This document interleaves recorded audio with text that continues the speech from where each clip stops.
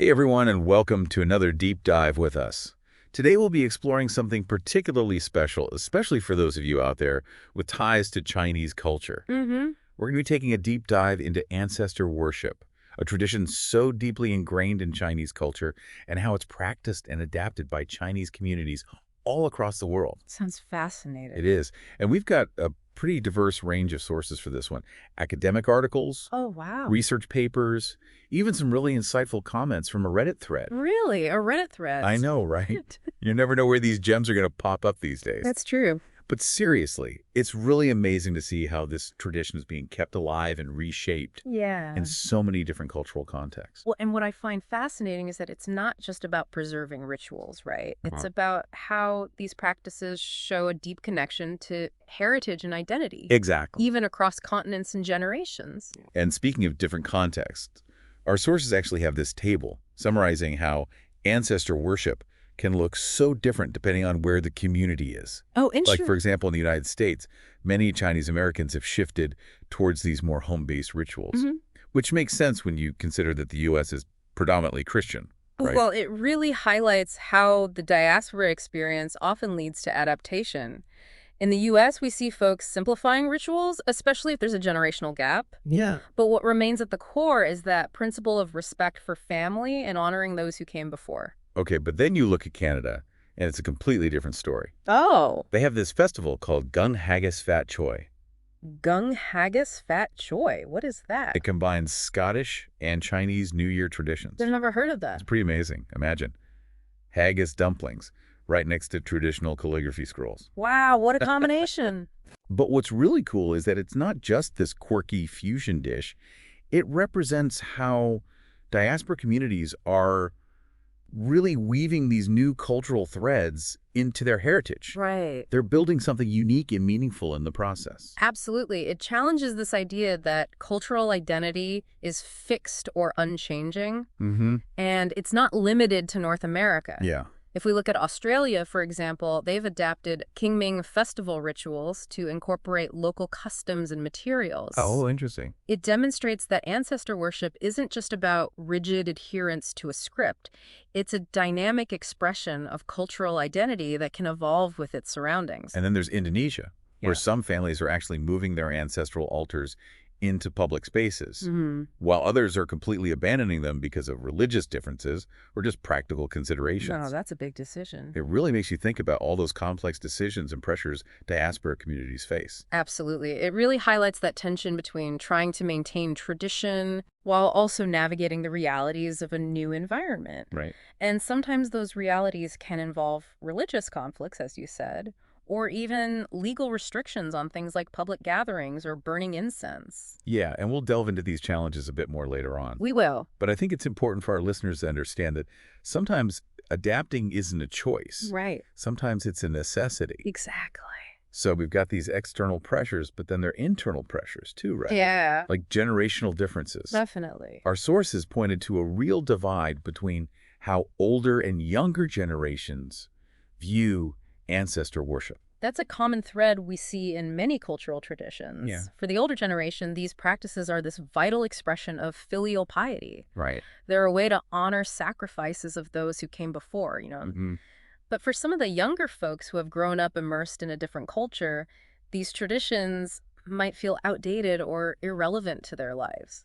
So the big question then is, how do you bridge that gap? Are communities finding ways to make these really ancient practices resonate with younger generations? Well, it's important to remember that ancestor worship isn't just about the rituals themselves, right? Right. It's about understanding where you come from, the stories that shaped your family, the values that have been passed down. And those stories can be powerful, whether they're shared around a physical altar or through other means. So are you saying technology is being used to bring ancestor worship into the 21st century? You bet it is. Are there any cool examples of this out there? Oh, for sure. We're seeing virtual memorials pop up all over online. Wow. Where families separated by distance can connect and share photos and stories. That's amazing. Some are even offering digital incense. Digital incense. Yep, it's a way to keep those connections alive no matter where you are in the world. It sounds like they're creating this whole virtual landscape for ancestor worship. Sort of, but physical spaces are still very important too. Oh, Temples and community organizations, they provide a vital sense of belonging for diaspora communities. they're like these cultural anchors, right? Helping Exactly. people stay connected to their roots, even when they're so far from home. Absolutely. But they've had to adapt too, right? They have. Especially with the legal restrictions we were talking about earlier. Oh, definitely. The burning of incense is such a big part of these traditions. It is. And that can be a problem in some places. Right. Navigating legal landscapes is a huge part of it, especially in countries where maybe only a handful of religions are officially recognized. Yeah, So you might see some limitations on certain offerings or the size of gatherings. I see. It really forces communities to get creative. So it's this constant balancing act It is. between honoring these deeply rooted traditions and adapting to the realities of a new home. That's the key. But it's incredible how resilient these communities are. Resilience is definitely the word.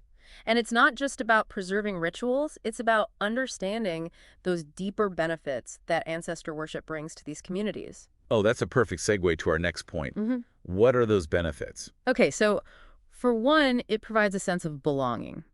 Imagine being uprooted from your homeland. Right. You're surrounded by this new culture, and ancestor worship can really help connect you to your roots. To those who came before. Exactly. It gives you a sense of place and identity in a sometimes unfamiliar world. That's like an anchor Yeah. grounding you to your heritage.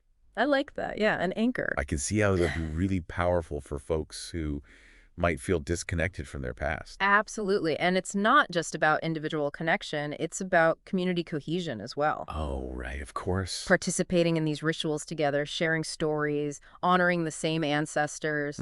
It creates a powerful bond within these diaspora communities. It creates a sense of shared history, It does. binding them together even when they're scattered across the globe. Exactly. It's so fascinating to see how this plays out in diaspora media and literature, too. Yeah. From what I've read, ancestor worship is often portrayed as this vital thread connecting individuals to their heritage, even with globalization and assimilation happening all around them.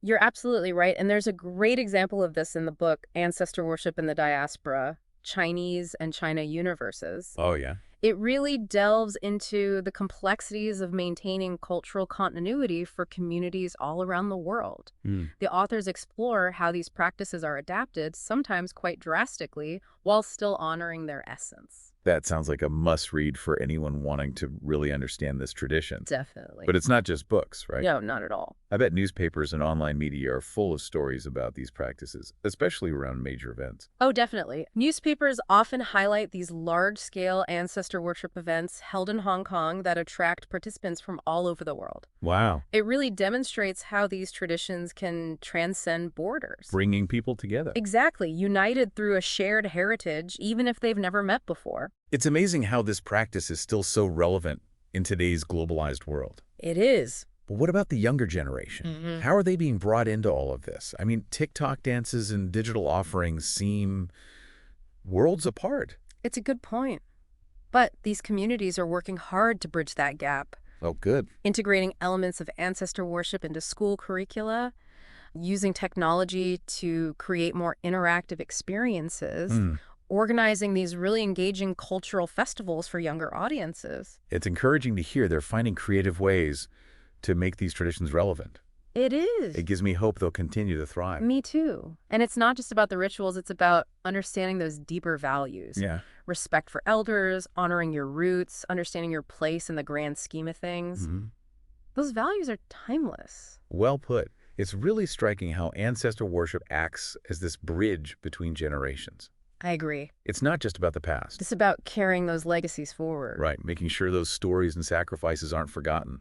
Exactly. It reminds us that culture isn't static. It's constantly evolving. Yeah. And ancestor worship, with all its rich history and adaptability, really proves that. Speaking of history, we haven't even talked about how different waves of Chinese immigration have shaped ancestor worship around the world. Oh, right. That's a whole other layer. We're talking centuries of history. Yes. Migration patterns and cultural adaptation all woven into this one tradition. It's quite remarkable. It's mind-boggling. It is. And it makes you really appreciate the resilience and adaptability of these communities. Yeah. Imagine being uprooted from your homeland, facing discrimination, yet still finding ways to honor your ancestors and pass down those traditions. It's a powerful testament to the enduring power of culture and tradition. It is. It really makes you wonder, what will the future hold for ancestor worship in these diaspora communities? That's the million-dollar question, especially with globalization and assimilation continuing to shape our world. It'll be fascinating to see how these traditions evolve and adapt in the years to come. I think so too. Well, folks, we're just scratching the surface here. We are. We've got so much more to explore, including environmental considerations and those modern interpretations of ancestor worship that are emerging in these communities. Can't wait. Stay tuned for part 2 of our deep dive. Looking forward to it. It's interesting how interconnected ancestor worship is with the physical world. Oh, yeah. Ancestral graves, home altars, specific places to hold rituals. But diaspora communities often face this unique challenge What's that? of adapting those traditions to these urban environments where space is limited. You're right. This is something we touched on earlier with those families in Indonesia moving altars to public spaces or even giving them up completely. Because of space or those religious differences, it made me think about how these spatial traditions can even survive when things are so different. It's a good question, and it's actually led to some innovative solutions. Our sources mention a rise in digital platforms and virtual ceremonies. So people can honor their ancestors no matter where they are. Exactly. It creates a bridge between the physical and digital world. That's one way to put it. But what about the environmental impact? Burning incense and paper offerings is a big part of it all. Right. It's definitely a concern for a lot of people. I can't imagine it's very eco-friendly. It's not. And our sources show that a lot of communities are shifting to more sustainable practices. Oh, that's good. Some are burning less joss paper, some are using biodegradable materials, Okay. and others are even incorporating things like tree planting into the rituals. It sounds like they're trying to find ways to honor their ancestors and the environment at the same time. It's a real commitment to both. I think a lot of this shift is coming from the younger generation who, are more environmentally conscious. That makes sense. They're raising questions about these practices and pushing for new ways to make them work with their values. It's pretty cool to see how these ancient traditions can change. It is. But, sometimes there's a little tension with the older generations. They might be attached to the old ways of doing things. Exactly. This is where those community groups and temples are really important. Also, They can act as mediators, bridging that generational divide. They can help everyone find solutions that respect both the old and the new. that sounds like a tricky thing to balance. But it's not just about generations. These communities also have to deal with the cultural norms of their new countries, right? Absolutely. What's considered a perfectly normal practice in one place could be strange or even illegal in another. It must be tough to navigate, especially when they're trying to hold on to their cultural identity. It requires adaptation, sometimes negotiation. They might have to change the way they do things to follow the laws. Like with the incense we were talking about before. Yeah, they might reduce the amount they burn or hold ceremonies in private. Sometimes it takes talking with the local authorities to find a solution that works for everyone. It's a lot to manage. I imagine it's even harder in places where people don't really understand ancestor worship. Definitely. In those situations, education and dialogue are even more important. So that people can understand why these traditions are so important. Exactly. It helps create a more welcoming space. It's a good reminder that cultural exchange goes both ways. It's not just about sharing your traditions, but being open to learning from others. Building those bridges, right? That's the idea. And it's interesting to think about how ancestor worship has been shaped by different waves of Chinese immigration throughout history. You're right. Each wave has its own experiences and challenges. It's amazing to think about how those have shaped the tradition in different parts of the world. It really is. Think about those early migrants leaving China in the 19th century, the workers who arrived with nothing but their traditions, the refugees after the revolution. Each wave brought something new, something unique. And they all faced those challenges and opportunities. It's a powerful image of how culture can be so resilient, even with all that upheaval. I think it speaks to that human desire to connect with our roots, to honor those who came before us, no matter where we are in the world. It shows how dynamic culture can be. It makes you wonder how these communities stay connected to their ancestral homes back in China, despite those distances. That's a good question, especially now with all the things going on in the world. I'm curious about those connections too. Many people still prioritize going back to China for ceremonies, especially for events like Qingming. I can only imagine how meaningful that would be. It's a chance to reconnect with their roots, to see where their ancestors came from. And to experience those rituals where they originated. Right. And a lot of times these trips become family affairs, Yeah. with multiple generations participating, passing on those traditions. It's a great way to keep those connections alive. But for those who can't go back to China, technology is bridging the gap. Like with those virtual ceremonies we were talking about earlier. Exactly. It allows families to be a part of rituals no matter where they are. There are even platforms that help them connect with their ancestral villages and learn about their history. It's amazing how technology can help preserve traditions. It really is. But it's not just about keeping old practices. It's about finding new ways to express those traditions, too. Like what? Well, one striking example is the idea of space burials. Space burials. Yeah, sending cremated remains into orbit. Wow. It's a modern take on ancestor worship. I wonder what Confucius would have thought about that. Right. It's a cool example of how traditions can merge with technology. It's pretty innovative. I imagine some people have mixed feelings about it, though. No, definitely. But it shows how creative people can be. It opens up a conversation about how traditions can evolve. It seems like they're always changing. And that's what's exciting. We see that they aren't stuck in the past. They can be reinterpreted and reimagined for each generation. Another area that's gaining momentum is AI. AI, with ancestor worship. Yes. People are integrating AI into digital memorials and ceremonies. Imagine interacting with a digital version of your ancestor. That's kind of wild. You could hear their voice, see them move, almost as if they were still there. It's definitely pushing the boundaries. It raises some interesting questions about how we use technology. But it also shows how deep that desire is to connect with those we've lost. To keep their memory alive. Exactly. It sounds like we're constantly trying to find that connection between the physical and the spiritual world. I think so, especially in a world that can feel so disconnected. And traditions like ancestor worship really tap into those universal human experiences. They help us connect across cultures and generations. It's a good reminder that we all share those same desires. To honor our past, connect with something bigger than ourselves, and find meaning in our stories. And by exploring these traditions with all their complexities, we can learn so much about ourselves and the world around us. This deep dive has been quite a journey. We've gone from ancient rituals to space burials.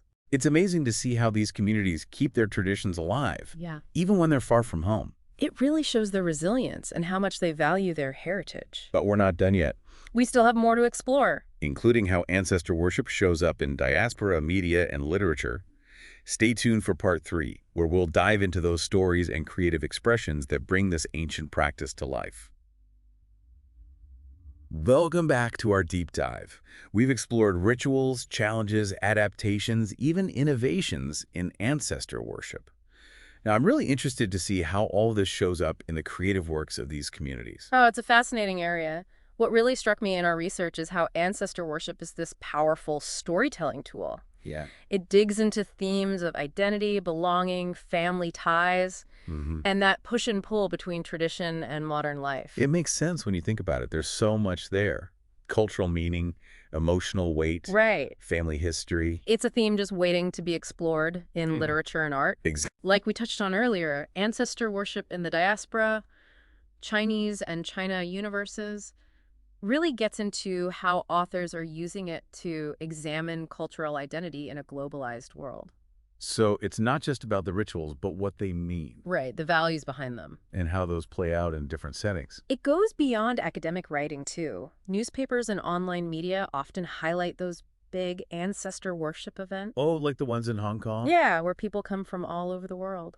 It's like those traditions go beyond borders. They do, connecting people through that shared heritage. It shows that cultural identity isn't static, it's always changing. And those stories often get into the challenges, too. Oh, of course. Tensions between generations, religious differences, the struggles of adapting ancient rituals to modern life. It's a constant dance between the past and the future. One powerful example is the use of ancestral photographs in some communities. Those must be more than just pictures. Absolutely, they're treated with reverence, placed on altars, Wow. incorporated into the rituals themselves. It's interesting how these traditions are always evolving. Finding new ways to bridge the gap between past and present.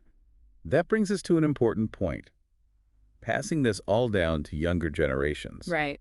Earlier we talked about technology and festivals, But what else ensures these practices continue? Storytelling is key. Oh, yeah. Elders sharing family histories, stories about their ancestors, weaving those into everyday life. It's more than just tales. It's about passing down values. Exactly. Lessons about respect, resilience, the importance of family. It's like a torch being passed down, keeping those memories and values alive. It can have a big impact on young people, especially those far from their ancestral homeland. I bet those stories are powerful. They often talk about sacrifices made, hardships overcome, principles to live by. So it's not just about the past. Right, it instills a sense of gratitude and responsibility to carry on those legacies. Connecting the past to the present. Showing young people they're part of something bigger. Wow, and it's not just stories, right?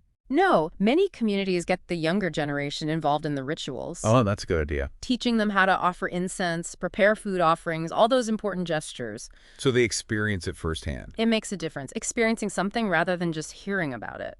I bet those experiences shape how they see themselves and their place in the world. I think so too.